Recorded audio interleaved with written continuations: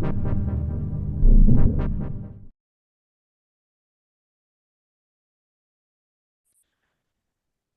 everybody, welcome back to Exploring Higher Realities. And today we are honored to have on our guest Ryan Kurczak.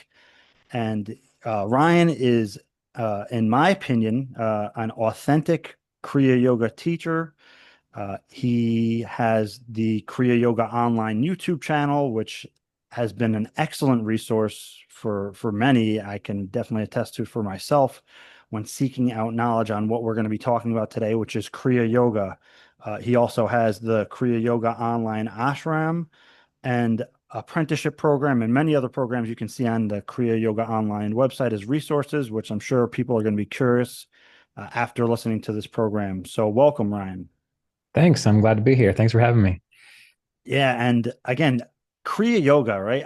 I've come across that term for so many times over the years, right? And I Mhm. was wondering, like, what is Kriya Yoga? And eventually in searching, you find Paramahansa Yogananda, Autobiography of a Yogi. But kind of what I'm wondering is like, what is the actual Kriya Yoga? And then I'm looking for it like it's like a meditation technique, right? And I'm talking many years ago, obviously, Yeah. because I actually found your work back in 2014. So, and I have to say, I stuck with the Kriya Yoga path and teachings quite specifically because of you as a teacher, because it was very practical, very grounded, and very applicable. Yeah. Because a lot of times when I was searching up Kriya Yoga, I find a lot of like um, great like presentations on yogic philosophy, but I can never find out what it is by hearing the individual talk because it was they're talking about yoga philosophy and then they throw in Kriya Yoga. So what is Kriya Yoga? Yeah. Well, it's a pretty broad practice. And like you said, many people come to Kriya Yoga because maybe they've read Autobiography of a Yogi or they've heard of Paramahansa Yogananda. And so when many people come to Kriya Yoga, what they're looking for is that specific meditation technique where you are learning to feel and circulate your life force, your prana, through the central channel within your body. This is supposed to be a very transformational meditation process. So many people know it as that. However, Kriya Yoga itself is really a way of life. Much like any authentic enlightenment tradition or religious tradition, Kriya Yoga encompasses all aspects of your life so that you can realize higher realities, so that you can recognize what you are as spirit, so that you can learn to experience inner peace. And for me, I was drawn to Kriya Yoga and yogic practices because I was interested in psychology and philosophy, and I was trying to figure out what's going on here. You know, what's this life all about? And a lot of people come to it for that. And so, through engaging in the practice of meditation, breath awareness, studying sacred scriptures, living in a certain way that is conducive to more harmony within your life, that's all Kriya Yoga. And the point of it, the result of it, is to really understand and to experience your essential nature as spirit. So there is a lot to it, but in a nutshell, that's what Kriya Yoga is about. Yeah, and I think I told you this in an email or such, but when I created the name for this channel, I had decided on the name Exploring Higher Realities, and I don't know if it was a subconscious thing, but I was rereading the Essential Guide to a Kriya Yoga Practice, and there was a sentence in there that said "Understanding Higher Realities," and I was like, "Wow, that was a cool Yeah, synchronization, yeah, synchronicity." But the in Kriya Yoga, there's a kind of a well-known Kriya Yoga lineage. So what's the importance of the Kriya Yoga lineage? yeah. That's a really great question. So in the yoga tradition, it's very important to have an unbroken lineage of teachers, and it's not just the Kriya Yoga tradition. I mean, we see this in Buddhism with the Dalai Lama and things of this nature. The idea is that if one person is successful and experiencing higher realities, or is successful in really fulfilling the purpose of Kriya Yoga. Well, that person then has the capacity to share that with others and teach that to other people so that they can do it as well. And within a lineage, within a tradition, we do share information, we do share knowledge, but just like in different areas of life or different other methods of learning, there's kind of an energetic imprint that a person has. And I'm not sure, maybe you've talked about morphic fields on your channel before, but the idea of morphic fields is that, for example, I was reading that whenever a group of people get very good at something, it makes it easier for other people to do that as well, because it changes the collective consciousness in a way. And if you would go and you would study with a martial arts master, yes, that teacher would show you the specifics of how to do things, how to move and breathe and these kinds of things. But it's the energy, the essence, the presence of that teacher. Something is transmitted there. And the more you spend time with someone who represents a certain state of consciousness, you yourself start to feel that too. That's why when you're around angry people or depressed people, you tend to feel more angry and depressed, or confused people. But when you're around people who are very clear, very intentional, very optimistic, very purposeful, have a bit of wisdom, you tend to pick up on that too. So the idea of the lineage is this: we have one person who embodies the ideal of the tradition, and they're also able to experience those higher realities. And then when they teach someone, it becomes easier for that student to grasp that as well. And so the information is shared, but also this kind of morphic field or this resonance is shared. And when it's an unbroken lineage, each teacher is connected to the one before, which means there's like a building of clarity in that. And when you learn something from someone who might not be participating in lineage, it's very possible that they know what they're talking about and that they can share the information clearly. But the lineage itself holds a kind of energy or a kind of presence which is transmitted between the teacher and the student that makes it easier for someone to grasp and appreciate what's being shared, the spiritual path or higher realities and things like that. And in your lineage, in your Kriya Yoga lineage, Mhm. what is that like? Who's in that lineage? Yeah, yeah. Okay, so my teacher, Roy Eugene Davis, he passed in 2019, and I was able to be with him and study with him for about 18 or 19 years. And he learned Kriya Yoga from Paramahansa Yogananda, the author of Autobiography of a Yogi. And Mr. Davis, Roy, he met Yogananda in 1949. That's when he first became accepted into the Kriya Yoga tradition. And he continued practicing, teaching until 2019. So that's a lot of decades of practice. And Paramahansa Yogananda, he was originally from India, and he brought Kriya Yoga to the United States. So Kriya Yoga itself, the reason we know about it is because of Paramahansa Yogananda. When you hop on YouTube and you have all these people talking about Kriya Yoga, they wouldn't have been doing that if it wasn't for Paramahansa Yogananda in the 1920s coming over and sharing it with the United States. And he had a teacher, Swami Sri Yukteswar, who was a Swami and a renunciate yogi. And then he was taught by Lahiri Mahashaya, who learned from the originator of this current expression of Kriya Yoga, Mahavatar Babaji. And that was way back in the late 1800s, 1860s, and so on. So this is the lineage that I'm a part of. And you too. Yeah, Because yes, absolutely. And yeah. and that's and actually getting to that, what's the importance of I mean, you said this a little bit about the lineage in general, but in a Mhm. deeper aspect, what's the importance of attuning to the lineage during your practice? Yeah, yeah. So what you're asking there is, for example, whenever I sit to meditate, and probably when you sit to meditate too, I take a moment to acknowledge the lineage of teachers. And there's practical reasons for doing that, and there's metaphysical reasons for doing that.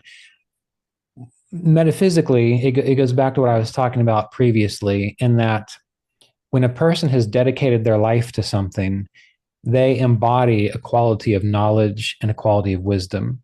And it's been my experience that whoever you attune to whoever you think about, and we're not even just talking about like a lineage of enlightened masters here, we're just talking about anyone in general, whoever you think about, whoever is in your mind most often, there is in a way kind of like a merging or a sharing of energy and minds. And so again, if I'm surrounded by individuals who are confused or upset, it's going to be much easier for me to go in that place too. And knowing that Mr. Davis, Yogananda, Sri Yukteswar, that the emphasis of their life, almost the entirety of all of their lives, was dedicated to studying the Yoga Sutras, practicing meditation, sharing this with others. There's a whole huge wave of momentum behind that. And so when I think of them, first of all, it brings up a sense of honor and respect and devotion, because it's pretty amazing to know someone who has given their whole life to something like that. At least to me, it's an amazing experience. And so that starts the process of helping me internalize my awareness, because it calms me down. It's like tapping into a very safe, vast, wise presence. And ultimately, the idea is that we are not separate from the divine. We are not separate from God.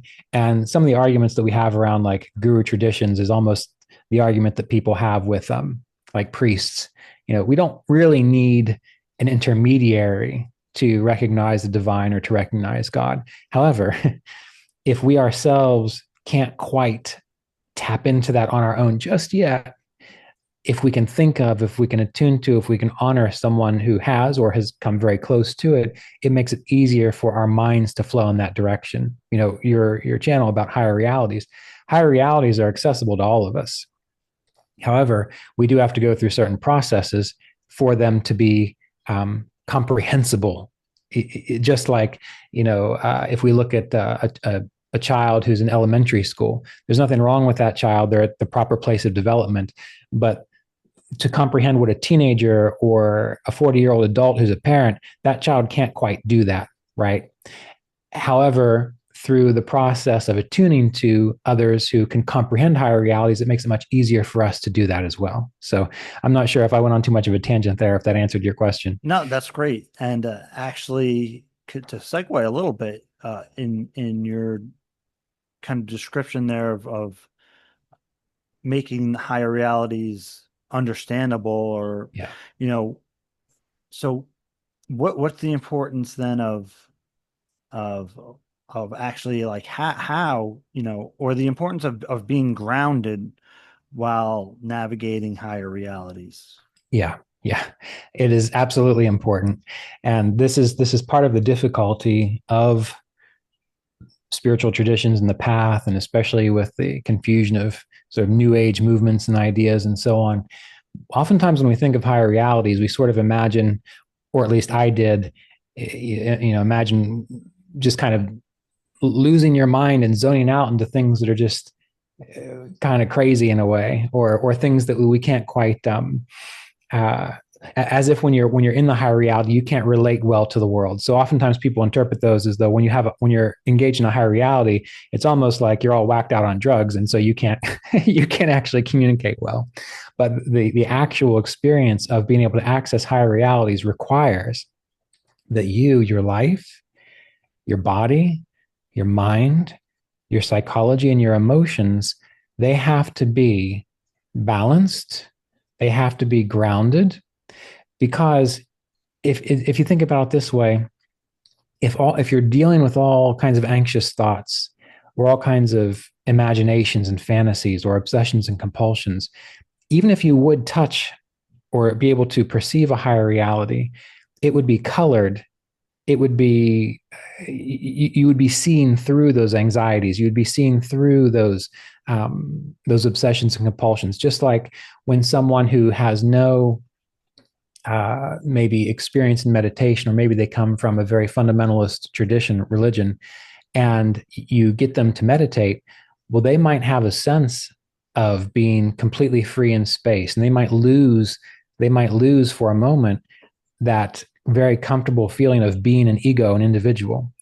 And if you have no context for that, that can seem very scary. And then you can interpret all kinds of things on top of that. So, in order to actually access higher realities, your body has to be strong and healthy enough so that you can sit as still as possible. Because in order to experience those higher realities, your nervous system has to be calm. It has to be functioning very well, because it is through the nervous system that these higher realities are processed. In order to even get to a higher reality, you can't be caught up and bound in all kinds of churning emotions, because you have to let those things go. Emotions and so on, they exist at a certain level of consciousness. And what we're aiming to do from a spiritual perspective is not to negate those. We definitely honor them. We definitely appreciate them when it's appropriate. But we have to learn to let those things settle down so that we can rise into states which are beyond the mind, which are beyond the emotions. And even just talking about it, it sounds kind of crazy. But through a meditation process, through a yogic process, you learn how to do that, and you learn to go there, to experience it, to see it, and to feel it. And it is very unlikely that anyone will have a transformational, long-lasting effect from an experience of a higher reality if they are struggling with a lot of the other stuff in life, that's common to most people, really, the mental, emotional baggage and all those kinds of things. So it's extremely important to be well grounded for that to work. Right. And that comes to the issue of integration and, Yeah. just having one, maybe even like a high level event like that, some kind of mystical experience. If you're not able to integrate it, it could just be confusing. Right. So with that, I think a very important topic that you cover in depth in many of your books is the eight limbs of yoga. So what are the eight limbs, and what are the importance of um, practicing the eight limbs as a complete system, rather than, say, somebody goes on YouTube, they find this really cool meditation technique and they want to jump right into higher realities, and they don't realize that there's preliminary work to be done before you can, uh, properly do Right. so. So Right. yeah. I'll do my best to succinctly I- explain that, because as you mentioned, that is a topic within an essential guide to Kriya Yoga practice in the very beginning, but also in the newer book. I'm not sure if you've got it yet. The Kriya Yoga and the Primordial Powers of Creation. Did you? yeah. You've got it. Okay, great. Yep. Yeah. So that's the reason I wrote those books. Okay. So the eight limbs. I'll say them in Sanskrit, and then I'll describe them. So yama, niyama, asana, pranayama, pratyahara, dharana, dhyana, and samadhi. Now, those eight limbs are what? The yamas and niyamas are the first two limbs. And these are the restraints, the things you stop doing because it Mm. causes you more problems.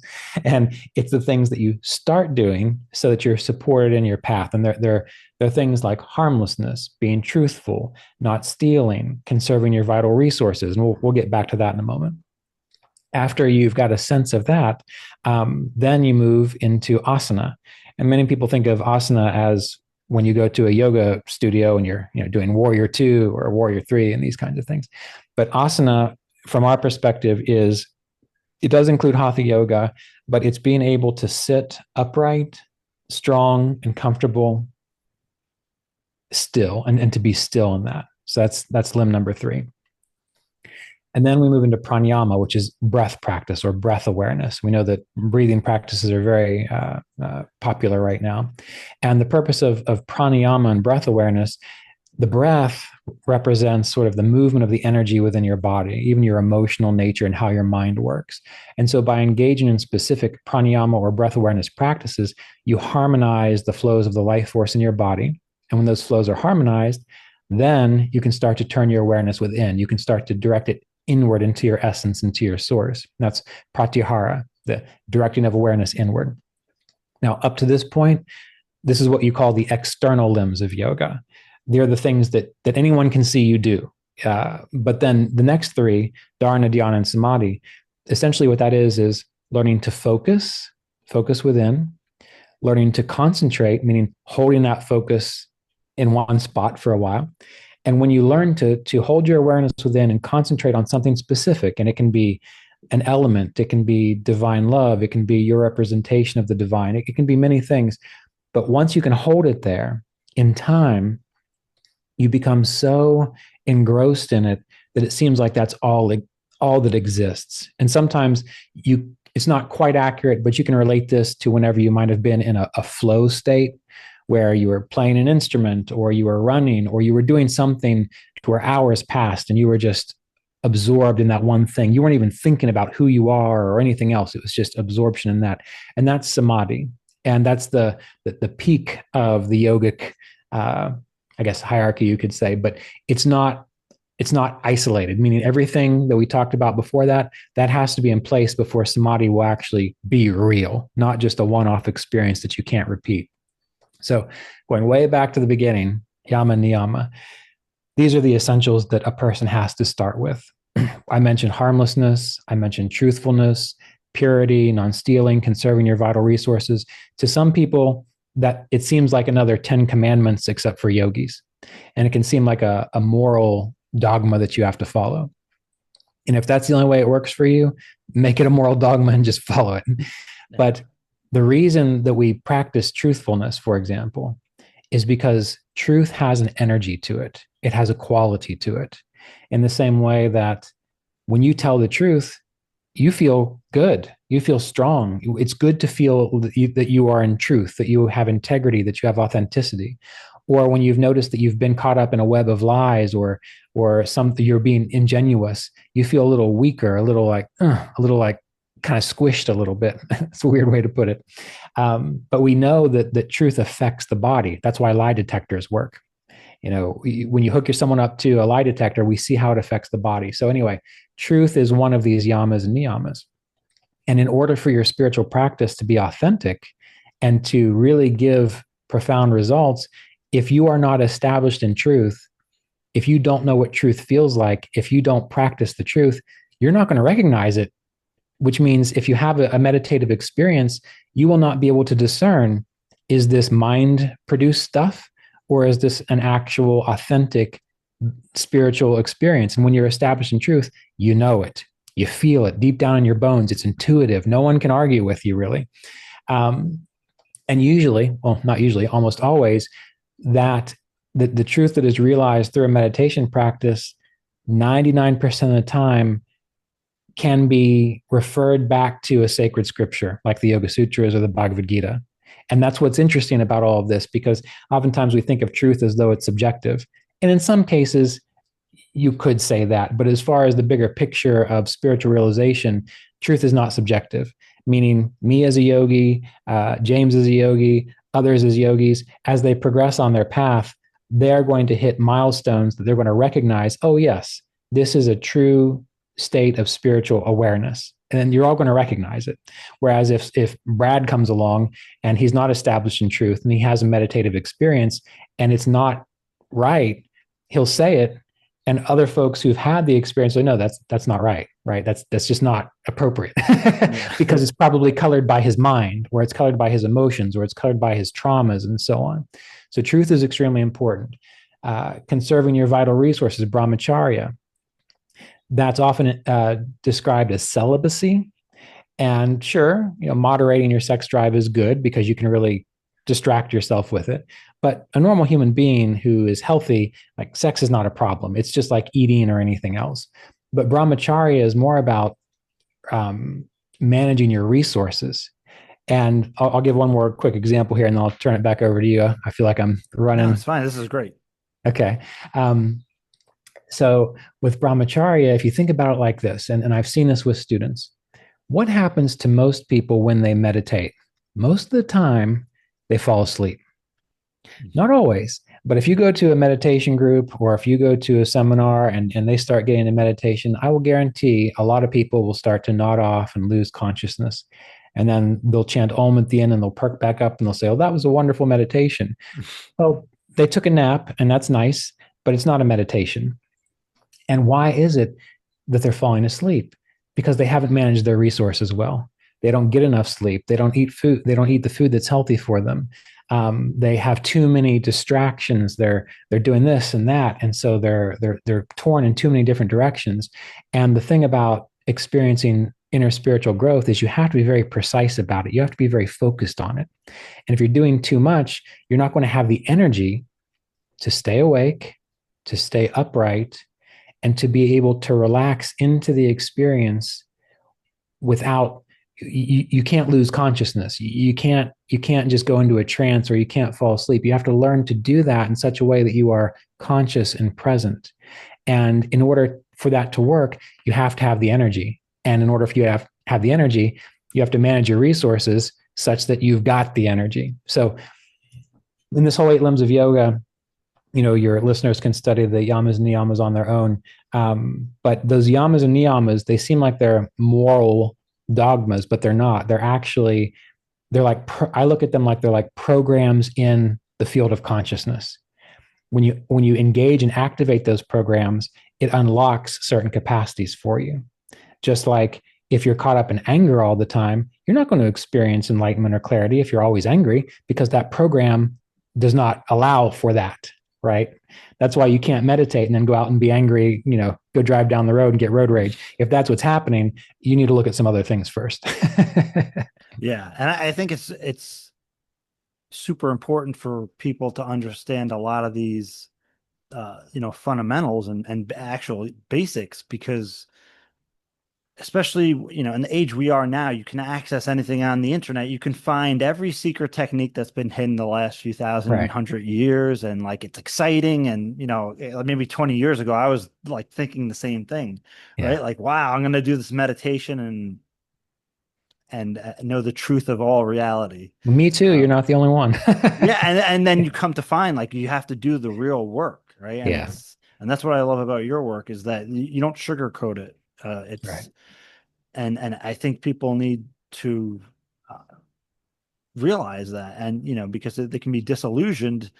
They find this great spiritual book or whatever it is, and they practice, and within 2 weeks they're not enlightened, and so it doesn't work. Right. uh, Yeah. but in regards to samadhi, Mhm. you had a great lecture where you were talking about samadhi, and I think maybe it was also on the Kriya Yoga podcast. Number one, what is samadhi, and two, eh, you know, can people regularly access samadhi if they're doing everything appropriately? Right. Right. It's a great question on many different levels. Um, so samadhi is, as I mentioned, it's the pinnacle of the 8 limbs. And the trouble with samadhi is that it is a state of your consciousness which is beyond the mind, which means it's really hard to describe. But the beautiful thing about yoga is that if you follow the steps, if you follow the procedures, you experience it, and then you say, "Oh yes, that's it." Even and we have to remember when we think about mystics and mysticism. So whenever we read about a mystic, Christian mysticism, any kind of mystic whatsoever, they're experiencing a state of samadhi. And if you've ever read much about mystics, when they try to describe it, it sounds a little off the wall. It's like we can't relate to it, and that's again because it is beyond the mind. That we can use poetic language, we can do whatever, we can use all kinds of words to point to it. But like Yogananda said, Paramahansa Yogananda said to someone who was trying to learn meditation, he was asking lots of questions about it, and Yogananda said, "You're like a person who wants to know what an apple tastes like, and you've studied the apples, you know all their different names, you know all the different colors, but you've never actually taken a bite out of it. So why don't you take a bite out of the apple and see what it's actually like?"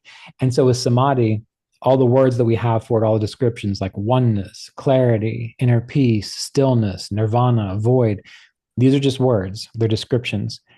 But it is through a spiritual practice that you learn to access the actual state of it. Now, um, can anyone experience it repeatably? My experience is yes, they can. However, it takes a lot of preparation. It's in a way, it's like saying, I'm a musician and I play a lot of music and I meet with a lot of musicians, some professional, some amateur, and so on. If someone wants to learn to perform on a stage, can anyone do it? Most people probably can if they put enough work and time and effort into it. But are most people actually going to put that kind of time and effort into it? They're not. And from the meditation experience, and you've probably experienced this too, seen this too, you have to go through certain stages, and you have to grow, and you have to change, and you have to learn to let go of your your preconceptions of a lot of things, and sometimes that's difficult. But I have found in my own life and in those that I've worked with that yes, samadhi is repeatable. It doesn't have to be a one-off experience or even just every now and then experience. You can learn to meditate such that that is the state that you flow into nearly every time. How long does it take? It took me at least 15 years. Yeah. So if you're up for it, Yeah. and maybe I'm slow, I don't know, but it took 15 years. But for me, it was an enjoyable process. Like samadhi is a very profound state. But even while you're like working towards it, and again, I'm sure you've experienced this, there are still things that are enjoyable, even if you haven't hit the peak every single time, right? Yeah, for sure. Yeah, yeah. And since we're talking about Kriya Yoga and we brought up Paramahansa Yogananda, Mhm. yeah, he certainly made famous the term self-realization. Yeah, So in the yoga context, or even in the Yogananda lineage, what is self-realization? yeah. Um, so that refers to in Sanskrit there's the term like Atman, which is the self, the Purusha, the soul, and this is this is the essence of all of us. Meaning, if you can imagine that there is a consciousness and all of our bodies, my body, your body, everyone who's listening, that this consciousness is flowing through our bodies, which means through my eyes, I'm seeing you, you're seeing me, but it's really consciousness just looking at itself. And we see these descriptions in some yogic texts and ancient scriptures where God is defined as having like millions of eyes and millions of arms and millions of limbs. And really, what they're trying to say is that the divine is flowing through all of us. And so, the difference between self-realization and kind of what we normally experience is this: normal human consciousness is I'm an individual. I have a body that's going to die. Well, I hope it doesn't, but I know it's going to. I have a personality that likes these things and doesn't like these things. That's how most people experience life. Well, the general idea of self-realization is to flow your awareness inward, to let go of this over identification with the body. It's okay to have a body and a personality, but to start to tap into that feeling that you are part of this infinite wholeness, this spirit which permeates all things. And and self-realization is when that is as real and obvious to you as who you think you are right now. That's that's what self-realization is pointing to. And that also goes back to the idea of the yamas and niyamas that we discussed. For example, harmlessness is the first one. Well, when you know that spirit permeates all things, you don't want to hurt anyone else's bodies because you're just hurting yourself. You don't want to cause problems for anyone because you know that you everyone else is an expression of you. The same thing with truthfulness. You don't want to lie to people because you know that you're only lying to yourself. So it goes back to these kind of, I guess, mystical principles. And again, with the yamas and niyamas, I mentioned that they're like programs in consciousness. Well, when you are self realized, you naturally embody the yamas and niyamas. It becomes almost painful to lie. Even if you have to kill a bug that's stinging you, it hurts and you want it to stop. But at least for me, I don't like killing things Yeah. because it feels like it's an expression of me. So when a person, and there are different grades of self-realization. You can be kind of self-realized where you have you intellectually know the truth of it, but the ultimate state of it is when, as I mentioned, you are identifying with this greater reality, this larger perspective, as naturally as you would relate to your own personality and likes and dislikes right now. Yeah, Yeah, for I think sure. that's the best way I can describe it. Yeah. Well done. Yeah, Um, and I should have asked this towards the beginning actually, sure. but people may be interested in the Kriya Yoga path, um, or another tradition that catches their attention, or they Mhm. feel pulled towards. What is and what is the importance of initiation? Yeah, yeah. Okay. So initiation is it's a ceremony that usually that's when a person learns the advanced Kriya techniques. All right. So, for example, 20 years ago, 25 years ago, when I first learned Kriya Yoga and the internet wasn't much of anything, in order for you to learn the stuff, I had to go to visit Mr. Davis. I participated in a retreat with him on Thursday evening. They had this session where they shared these techniques, and then after you learn the techniques, there's a blessing process. And the idea is that the teacher, the representative, is serving as a vessel for this consciousness of the lineage, consciousness of the divine. And through that blessing process, those practices are empowered. Now, we know now, since we have the internet, that anyone and their brother can make a video about the Kriya Yoga pranayama techniques, and there they are. So you don't need the initiation so much for that. But my experience has been this. Um, almost all of the people who go on retreats with me, and you've been on several of them with me as well, they already know the techniques, and they've been practicing them, and they've experienced the benefit of them. But then we have the initiation ceremony on Thursday evenings of the retreats, just like my teacher did, and what it symbolizes is a new beginning. It's like that moment when you decide, okay, this is what is important to me in my life. This is the direction I want to go. So much like a marriage is an initiation into a new kind of life. When you're living with someone else and you're supporting someone else and they're helping you.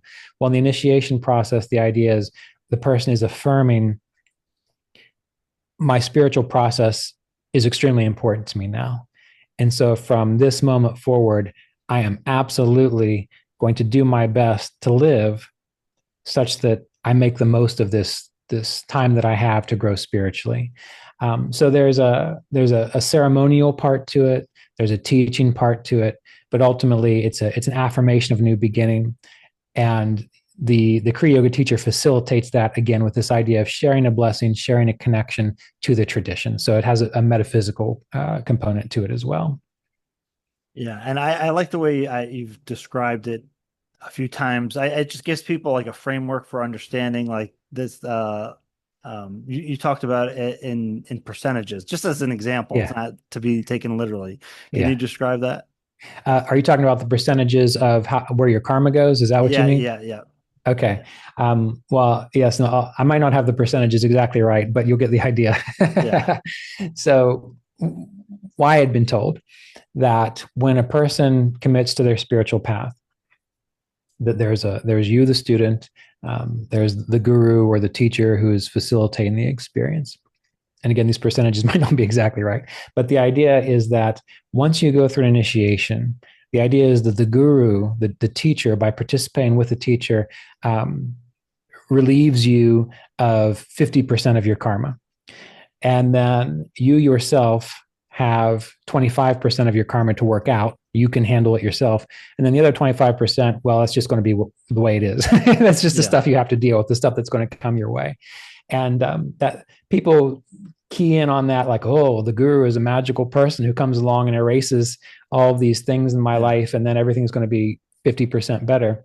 And there can be some truth to the impact of a self-realized being or a somewhat self-realized being. There is an impact of their energy on your system, which is helpful. But if you really think about it, if you decide on Thursday, July 3rd, that you are going to be initiated and you're going to start living your life according to the yamas and niyamas, well, the moment you decide that you're going to practice truthfulness all the time, that you're not going to cause harm to others, that you're not going to steal, that you're going to be content, that you're going to take care of your body and your mind, well, clearly 50% of your karma is going to be taken care of because you've chosen yeah, to live in a way where there's not as many problems. yeah. And since we're talking about this, the guru and initiation, what's the importance of working with a guru or a teacher, rather than, you read a book and you just run kind of wild yourself. And, Right. I mean, which there is learning to be done Yeah. in that way for many people, trial and error. But, what's the benefit of working with a teacher or guru? Right. Well, I've been working, and I know I mentioned this to you in an email. I've been working on this Kriya Yoga Representatives Manual, and I have a specific chapter on that. And essentially, what I mentioned was that let's just take the word guru out of it. And let's just say an expert or an expert in a particular field.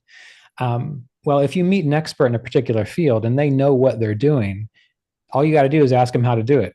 And you're going to mess up a little bit because you don't have the skills yet, but you're going to make a whole lot less mistakes if you follow the pattern that's worked before, rather than if you just get a book out and try to figure it out for yourself.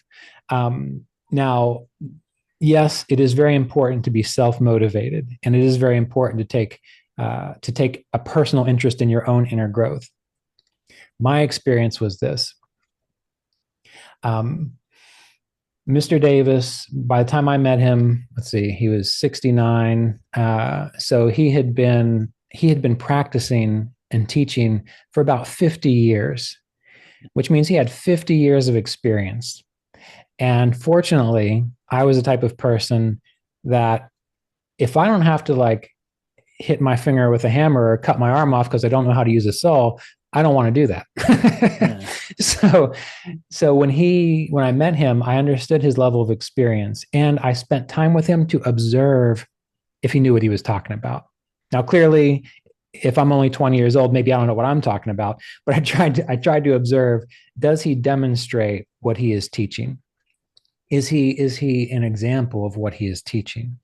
And I found that to be true. And so for me, working with someone like that, if I had tried to figure it out myself, um, I think I'd still be struggling with it.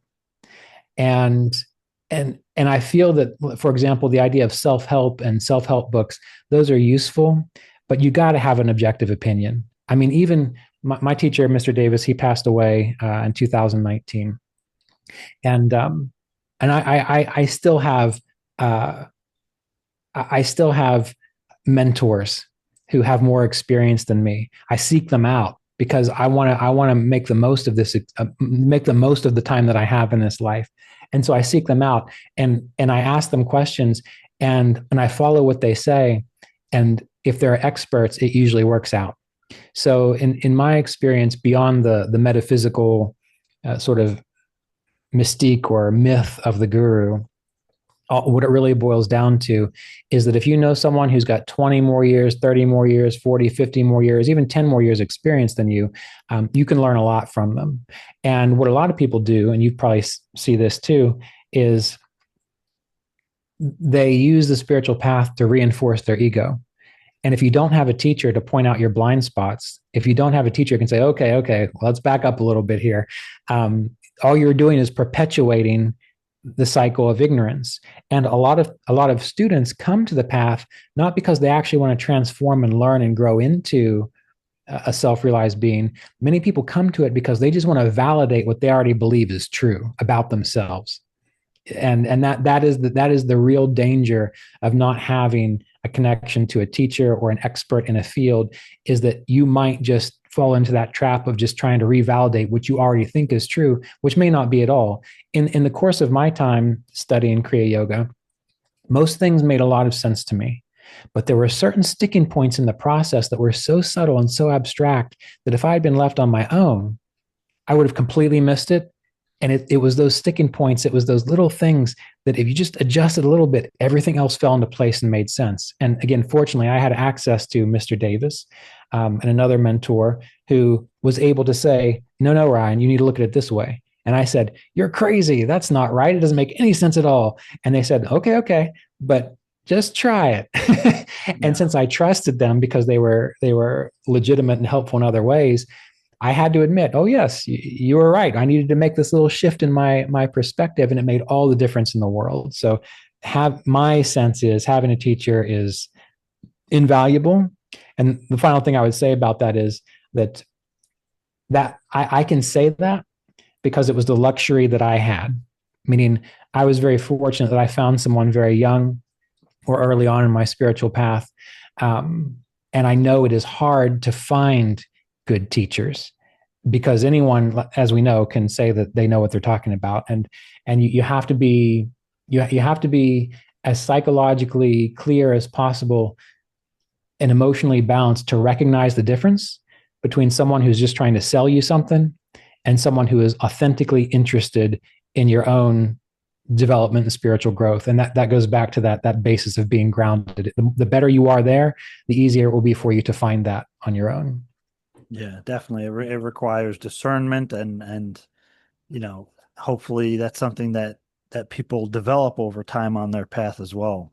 Yeah. And speaking of discernment, and again, this is something that would be helpful to speak to a teacher or guru about, but Uh-huh. people watching, listening to this, they may just be practicing meditation on their own and kind of checking out whatever's out there on the internet. Mm-hmm.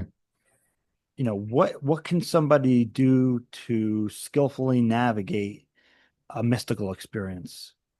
Right, right. That's a great question. I was not expecting that one. Sorry. I just That's okay. yeah, That's okay. yeah, That's great. Keeps me on my toes. So, what can people do to? Okay. All right. So, the way to successfully navigate, did you say mystical experience? Was that the term you used? yeah, Yeah. The way to successfully navigate a mystical experience is to just be cool about it.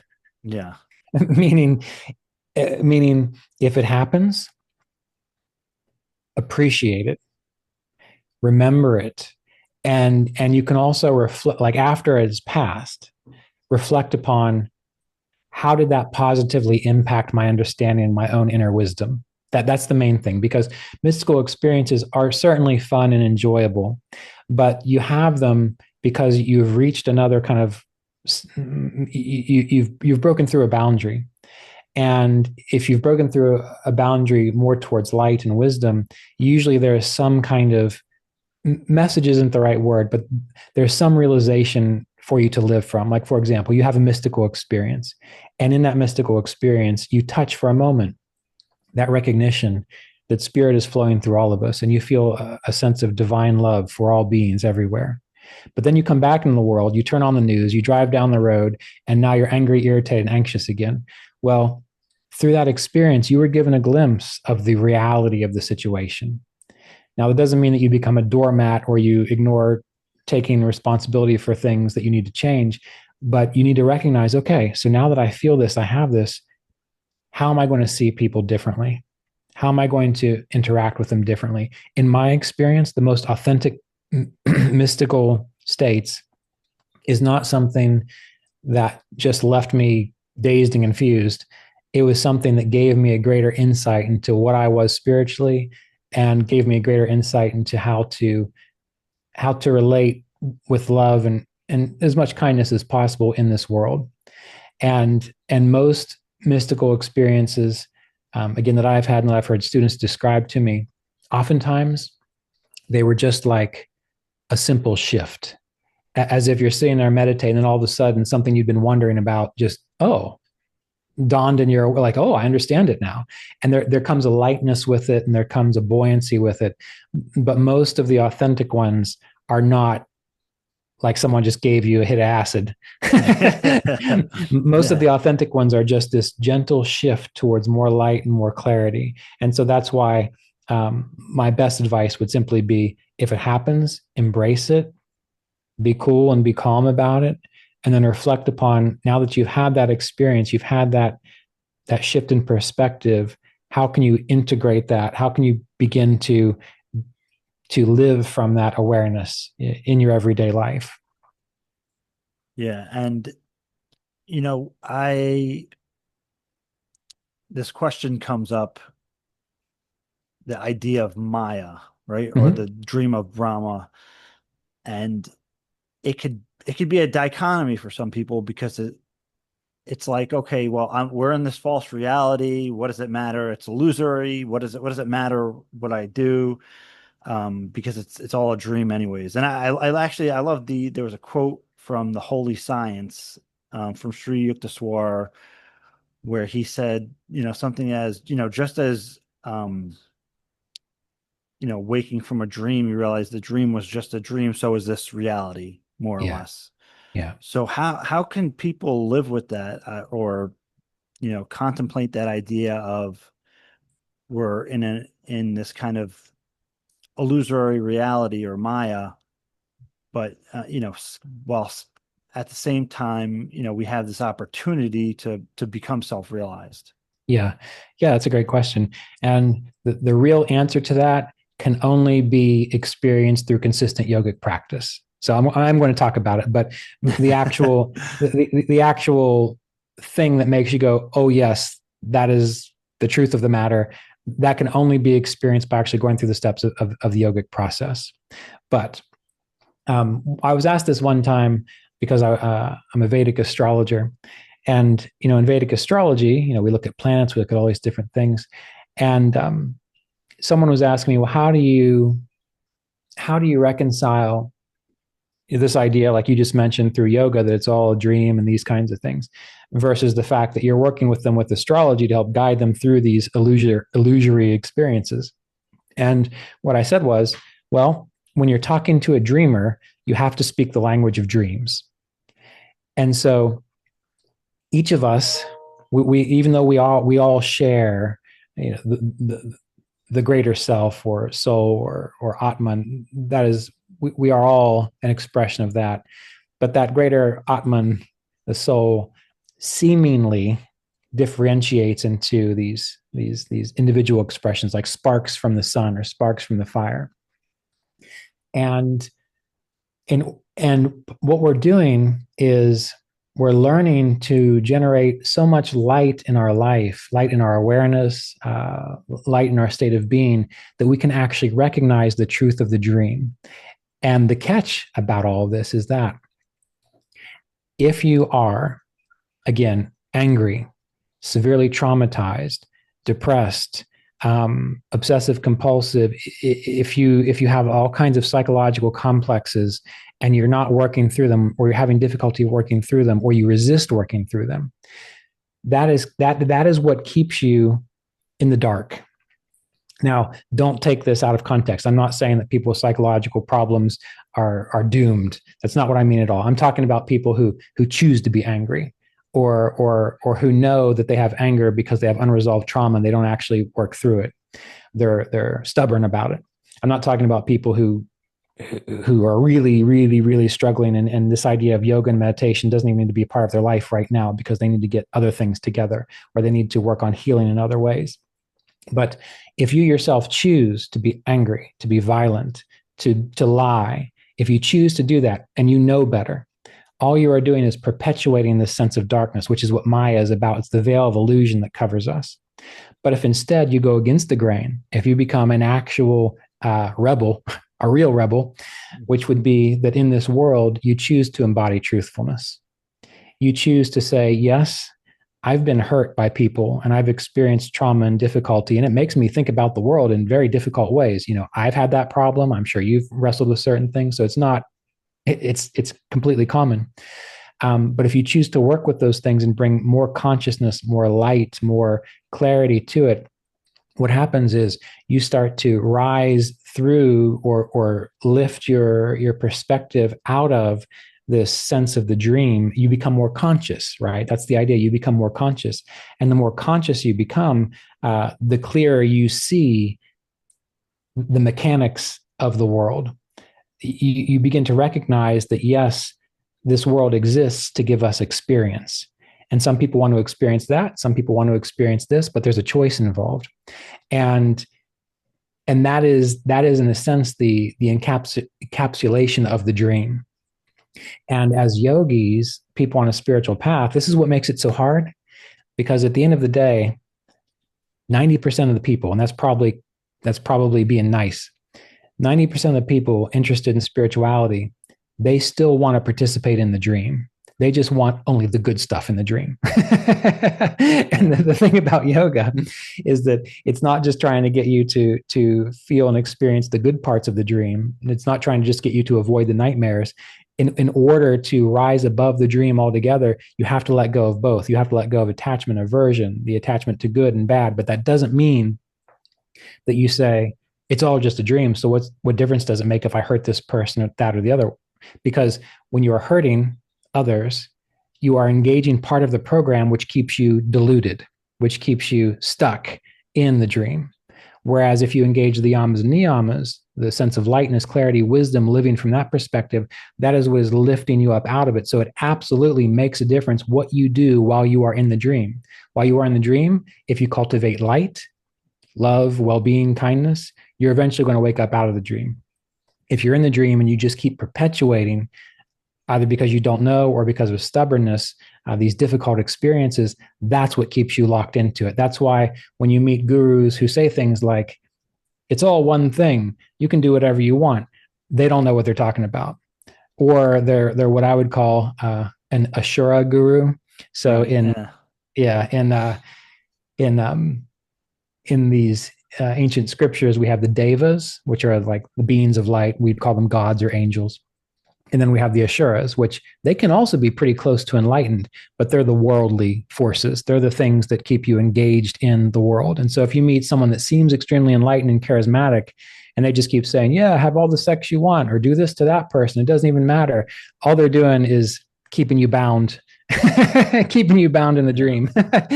So they might have some wisdom, but they're missing some other stuff. Yeah. Well, yeah, and even, depending on what text you read, the demonic, or even that kind of thing where they could be spiritually advanced in one sense of knowledge and a being of light, but Right. doesn't mean that they're perfected beings. Exactly. And that then we can't really, I mean, we could go all day about who's perfected, who's not. You Right. can't really, that is not as, I'm not saying you were doing this, but just for people who are listening, like getting caught up in that kind of debate or wondering, that's not really useful at all. At the end of the day, it's just, if you know what the yamas and niyamas are, if you know how to be kind, loving, appropriate, and still be strong, live that way. And Yeah. then everything will Yeah. be taken care Yeah. of.